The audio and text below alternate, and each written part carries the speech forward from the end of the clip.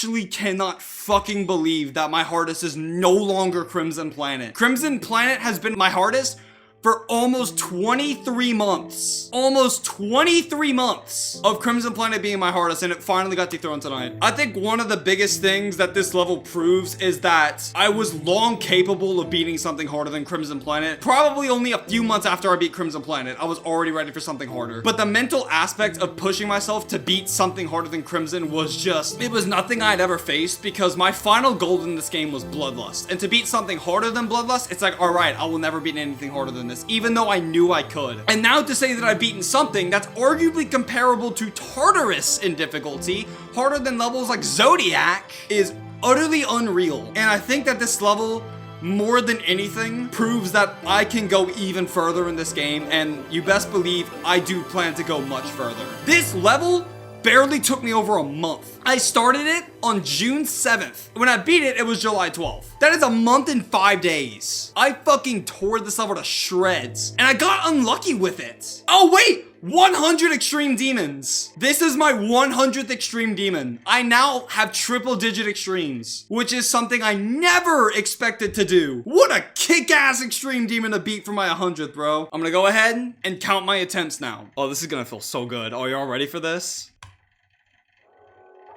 Oh my gosh. 100 extreme demons and a new hardest for a grand total of 47,259 attempts, which is the most attempts I've ever taken on an extreme demon. Ocular Miracle has finally been dethroned after 6 years almost. But yeah, thank you all so much for the support. Thank you everyone in the Mosque of Dr. Pepper server for y'all's constant support, listening to my rants with Brutal and Terminal Rampancy, and supporting me throughout my progression of beating this level. Thank you to my stream chat, who also supported me and were always there to watch the streams and freak out anytime I got far. Thank you to my girlfriends, who was extremely supportive from start to end of me beating this level, to the point where she wanted me to wake her up when I beat the level. I genuinely do not think that I would have been able to complete this if it weren't for the supports of everyone around me. So thank you all so much. I really do appreciate it. That'll be it for Terminal Rampancy. Terminal Rampancy by Xyriak. I'm gonna preface this introduction by saying that I have quite the story as to how I got here. There's a lot that went into me beating this level, and I really want to put into perspective why it took me so long to beat something harder than Crimson Planet, so I'm gonna tell that story. I've been trying to find a suitable hardest to dethrone Crimson Planet since late 2024. Typically, I like to beat a new hardest every year, and that trend was consistent ever since I started the game up until 2025. In 2025, I wanted to find the perfect level to dethrone Crimson Planet as my hardest, and as some of you may know, I'm pretty picky when it comes to choosing my hardest extremes. Initially, it was going to be Hard Machine. I initially started practicing that level in complete secret, planning on uploading it as a completion on April Fool's Day in 2025. And I did end up getting 48 to 100 on this level, which is pretty substantial progress. However, I didn't find the level fun, and as a result, I ended up dropping it. But I thought to myself, who cares? I didn't hype the level up, it's really not that big a deal, I'm just gonna do something harder to replace it. And that's when I decided to pick up Waterfall to take that level's place. Once again, I began practicing the level in complete secret, managing to get 44 to 100%. And I ended up revealing Waterfall on stream last year on October 3rd, my 5th anniversary of beating Ocular Miracle. Now that the level was announced, there was no way that I was gonna drop it, right? Unfortunately, Waterfall was way harder than Hard Machine. Despite me having a run that spanned 56% of the level's length, 44 to 100% on Waterfall was the easier portion of the level, with most of the level's difficulty being cramped in the first 30% of the level. And on top of that, Waterfall's gameplay was just incredibly janky and buggy, and filled with plenty of heinous choke points. The jank and balancing that Waterfall had really made me question whether or not I really wanted to push myself to do this as a hardest. I was on the fence for a while, and I streamed it on and off throughout October, but the final nail in the coffin was when my semester picked up in school, causing me to drop the game in its entirety. This was the first time that I had gone through 2 potential hardests and dropped both of them after getting significant progress on them. And that really messed with me. By the time I had dropped Waterfall, it had been 15 months since I had beaten Crimson Planet, which meant that in that time, Crimson Planet had become the longest a level has ever sat as my hardest. And I really wasn't satisfied with that at all. Crimson Planet at the time was incredibly challenging for me as a player. It pushed me to get better at Wave and incredibly brutal gameplay, and I truly do think that I'm a much better player because of Crimson Planet, but I knew throughout the entirety of me playing that level that I was capable of beating something significantly harder than Crimson. And despite those thoughts, Crimson Planet's reign had lasted over 15 months at that point. And at the same time, it had tumbled its way down the list while I was procrastinating with hardests,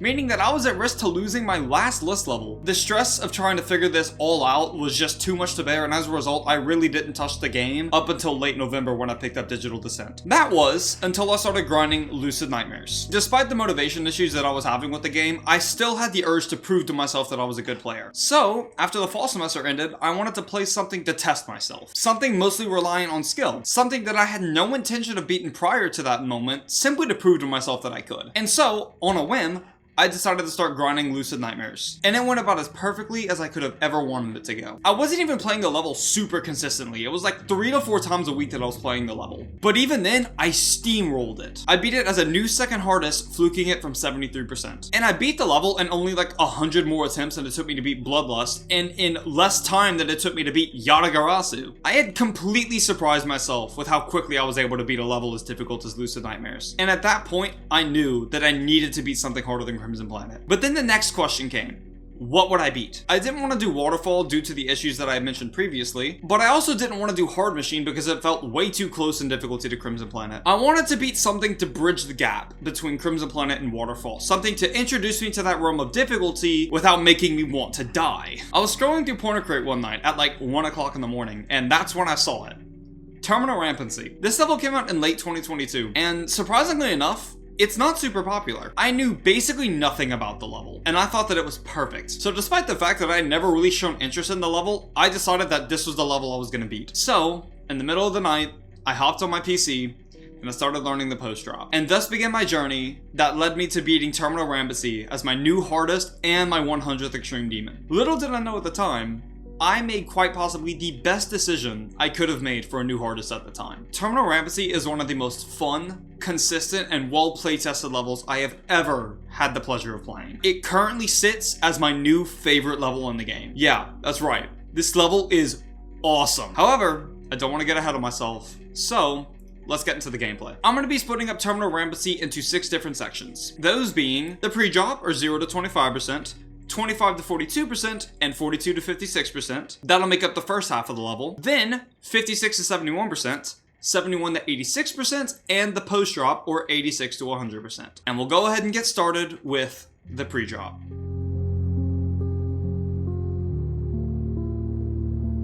Playing through the pre-drop of this level gives this level the feeling that it's alive. Watching the way that the level moves and reacts to the player, it gives the feeling that you've awakened this great mechanical beast. The level recognizes your presence as you progress through the pre-drop, as shown in sections like 7 to 12%, where the decoration and structures move and pulse around the player. There's some deco that circles your icon as you traverse through the part, while other pieces of deco spin or shake or pulse with the song. It genuinely gives the level the feeling that it's alive, which is something that I've never experienced before from any other level in this game. When you get to the second half of the pre-drop starting at 13%, the level begins to feel like it's getting more active and hostile towards the player. It knows that you're there, it knows that you're an intruder, and it wants you dead. It has more complex movements and more complex deco, as well as more advanced gameplay to accompany the deco, creating an incredible rise in tension that leads into the drop. The pre-drop of Terminal Rampancy is about as solid as any pre-drop can get in my opinion. One of my favorite parts about playing this level was the fact that it never got boring. And I think that can mostly be attributed to the way that this level's pre-drop is balanced and plays. It's engaging, it's decently fast, it's not super difficult, but it's also not so easy to where it gets boring.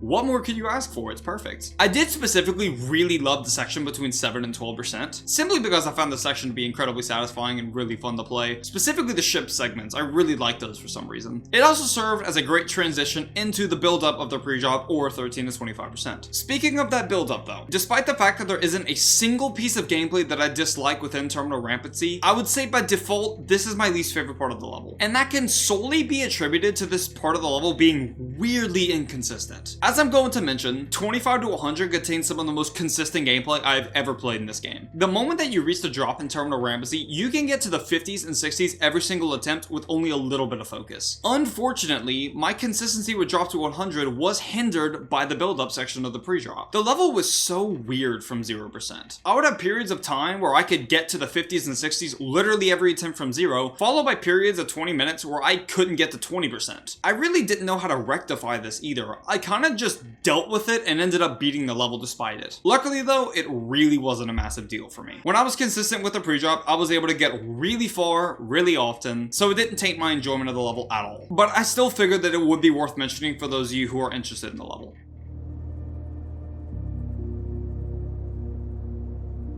Now, moving on to 25 to 42%, or the drop. This is my favorite part of the level. It contains some of the most fun and satisfying gameplay I have ever played. It is so unbelievably consistent. It makes you feel like a complete badass every time you pass every single click of this section, and it matches the song's intensity perfectly. It is genuinely some of the most well-constructed and perfect gameplay I have ever played, and I don't use the word perfect lightly. This is the section of the level that made me decide that this is my new favorite level in the game, because it was genuinely that good. It's not like the rest of this level isn't fun though. I love every single section of this level. This section just goes above and beyond the rest of them, and it's just so much fun, man. I love the way that Xyriak was able to create a duel like the one in the 25 to 34% section. Basically, that entire part is just one long duel, and it's one of the most wild and interesting duels I've ever played. I really can't explain it. It just feels so satisfying and intense, especially from 0%. And it's such a perfect introduction to the drop as well. I will say that 31 to 34% is probably the only part of this level that I would even begin to consider a choke point, as I would die there quite often, especially towards the beginning of my time with this level, but it ended up getting just as consistent as the rest of the level, so it didn't end up causing me any issues. The 34 to 42% section of this level was just as satisfying as the drop duel was, but it was easier, meaning that it was even more fun than the drop duel. I'd have some deaths here and there that were a bit annoying, as I felt like I shouldn't be dying to this section because it's easier than the rest of the level for me, but that didn't really matter, and this was still an absolutely phenomenal section of the level gameplay wise. I wish I had more to say about these parts, but genuinely the only thing I can say is that they are just unbelievably fun to play. That's really all I have. I adored both of these parts. I love them to death, and I think that they serve as a perfect introduction to Terminal Rampancy's drop.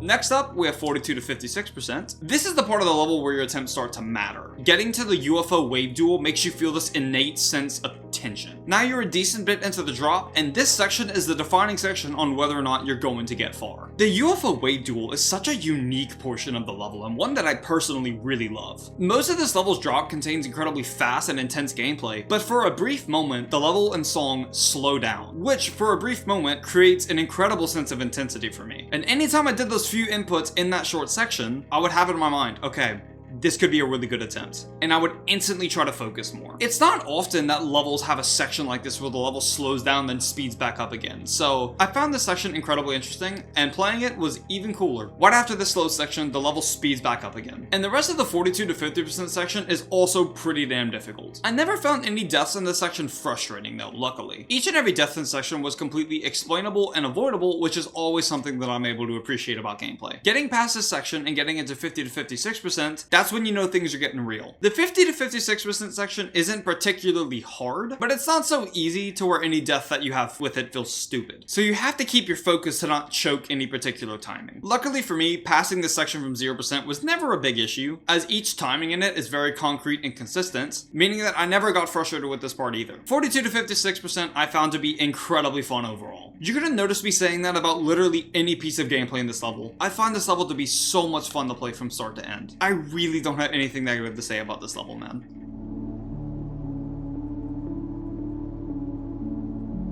Next up, getting into the second half of the level, we have 56 to 71%. In my opinion, this is what the level steps up in difficulty. I want to go ahead and say that I think that Terminal Rampancy is balanced incredibly well. There are no sections of the level that are significantly harder than any other singular section, and there aren't any heinous choke points either. And it feels like there was extreme care put into this level's balancing, and I can absolutely appreciate that. That being said, personally, I still found 56 to 100% to be the harder half of the level, not by a significant margin, but enough for me to notice. In the beginning of 56 to 71%, we have the break section, which spans from 56 to 58%. And man, I found this section to be really damn hard at first. I mean, look at the wave in there, man, it's insane. But once again, the break ended up getting completely consistent to the point where I would just not die to it at all towards the end of my experience, so luckily, it didn't taint my experience or anything. The part that follows this, 58 to 66%, was one of the hardest parts of the level for me. It has some of the most difficult gameplay in any level I've ever played. The gameplay itself is also insane. This part was definitely the most intimidating part of the level for me to learn. Luckily though, this part ended up getting extremely consistent, just like the rest of the level did. And it actually ended up being one of my favorite parts of the level, especially from 0%. From 0, this part has an incredible sense of intensity due to how insane the gameplay is, which makes me love this part even more. Now, it did kill me a lot from 0% as well, but I can confidently say that most of my deaths in this section were my fault. As for the 66 to 71% section, this part was also really damn cool to play through. Doing the downward wave segments as they synced with the song was a really crazy feeling. It was really cool, especially since the waves themselves also aren't easy at all. As a whole though, I never found this section to be abhorrently difficult or anything, and it was probably the easiest section of gameplay for me from 56 to 100%. It kind of served as an intermission for me between the part preceding it and the 70 duels, which I'll get into in a moment, so I don't really have a ton to say about this section. That's not me saying the part is bad or forgettable or anything though, because once again, I found it to be incredibly fun and satisfying. There really isn't too much about this part that's notable for me to really speak on though.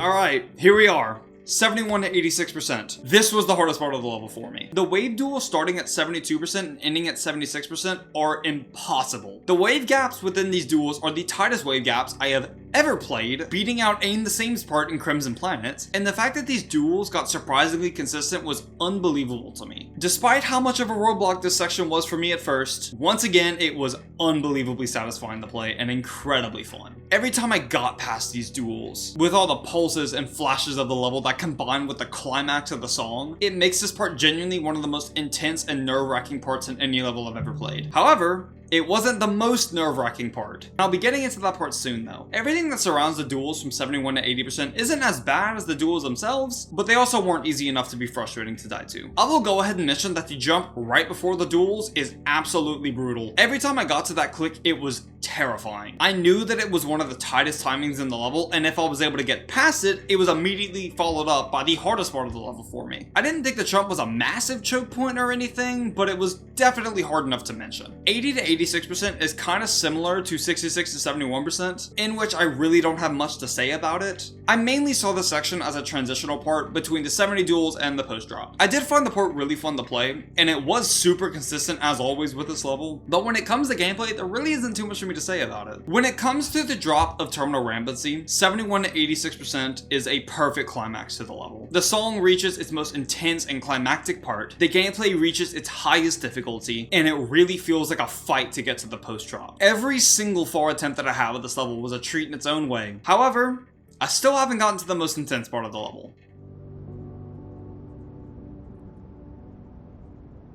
Finally, we have the post drop. I'll come out and say it. This is single-handedly the most nerve-wracking and scary piece of gameplay I have ever played in any level ever. Imagine playing a new hardest. You're a minute and a half into it, and you're already incredibly nervous. And after you get through the most intense and energetic part of the level, the music suddenly fades to quiet. The gameplay slows, and suddenly you're at the ending of your new hardest. The only thing standing between you and beating this level is the post drop. There's no more fast gameplay, there's no more insane pulses, it's just you and the post drop, and basically complete silence. With levels like Nelv, Bloodlust, or Ocular Miracle, there was an incredible sense of intensity. I felt like an absolute badass for getting to the last 20% of each of those levels, but I was still able to handle my nerves incredibly well. With Terminal Rampancy, it really wasn't a sense of intensity anymore. It was a sense of pure fear. When I got to the post drop for the first time, it was one of the most surreal experiences I've ever had with this game. I have never been so terrified to reach the ending of a level before, not even with Bloodlust. It's not just because the level becomes super slow, quiet, and calm.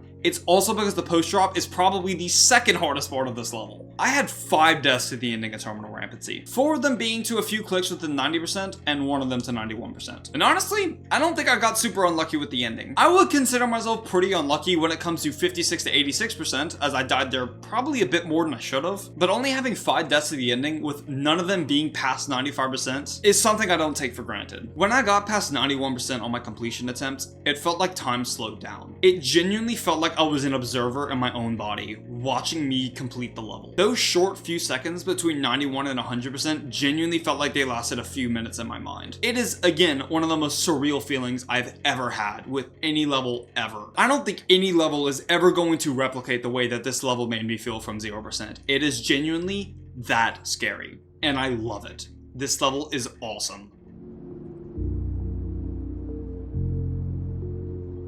Overall, Terminal Rampancy is without question my new favorite level in the game. It is by far the most fun I've ever had playing a level. It is one of the most consistent levels I've ever played, and overall, it's just a damn masterpiece. I love how unbelievably intense the level is. I love how you feel like a complete badass doing every single piece of gameplay in it, and I just love everything about this level, more so than that of Spectrum Cyclone and Ocular Miracle. This is the best level I have ever played, and I have no hesitation in saying that. As for difficulty, I think it goes without saying that this is by far harder than Crimson Planet. This is the hardest thing I've ever done in this game, and I am incredibly proud of myself for finally managing to dethrone Crimson Planet as my hardest. Now that I've broken that wall, I don't plan on stopping, and within the next month or so, I want to start playing hard machines, so stay tuned for that. If you have any interest with this level at all, I would highly recommend that you give it a shot, especially if you're looking for a new hardest. It is one of the best levels both on Pointer Crate and in the game, and it's not nearly as popular as it should be. So seriously, if you have the skill for this level, you need to go for it. But yeah, that'll be it for Terminal Rampancy. Thank you all for the continued support while I was grinding this level, as it was one of the most intense grinds I've ever put myself through. I don't think that I would have been able to pull this off without all of your constant support, so genuinely from the bottom of my heart, thank you all for everything. And as I always say, we're not stopping here. Have a good one, everyone.